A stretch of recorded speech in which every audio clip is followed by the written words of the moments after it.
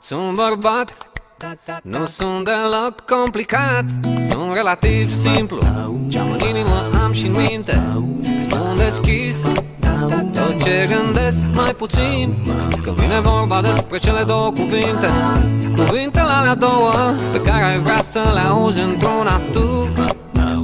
Însă dacă nu ți le spun, nu înseamnă că nu. Să știi că eu încerc, dar nu prea reușesc. Cred că nu e specific bărbătesc. Totuși o să încerc să-ți șoptesc: te iubesc. Sunt bărbat, nu sunt genetic structurat să spun așa ceva, părerea mea. Și sunt convins că la fel s-a întâmplat și cu ăia dinaintea mea. Toți strămoșii mei au avut de vânat, de luptat, de inventat roata și becul și televizorul și geaca de piele cu ținte. Pe scurt, nu lăsa capul la cele două cuvinte. Și să știi că eu încerc, dar nu prea reușesc. Cred că nu e specific bărbătesc.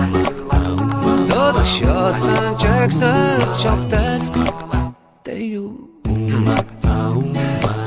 Și nu înțeleg de ce nu mi-acorzi credit nici măcar că tu nu-i câine care te iubește chiar dacă nu-ți vorbește. Pe bune nu știu ce vrei, e suficient să te uiți în ochii mei. Eu încerc, dar nu prea reușesc, nu. Cred că nu e specific bărbătesc. Totuși o să încerc să-ți șoptesc: te iubesc.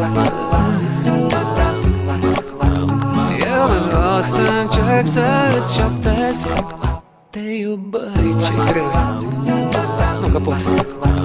Totuși o să încerc să-ți șoptesc: te iubesc.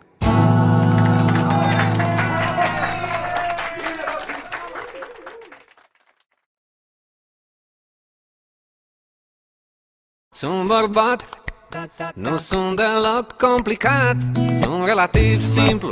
Ce-am în inimă am și în minte, spun deschis tot ce gândesc, mai puțin când vine vorba despre cele două cuvinte. Cuvintele alea două pe care ai vrea să le auzi într-una tu. Însă dacă nu ți le spun, nu înseamnă că nu. Să știi că eu încerc, dar nu prea reușesc.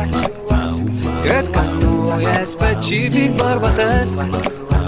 Totuși o să încerc să-ți șoptesc: te iubesc. Sunt bărbat, nu sunt genetic structurat să spun așa ceva, părerea mea. Și sunt convins că la fel s-a întâmplat și cu ăia dinaintea mea.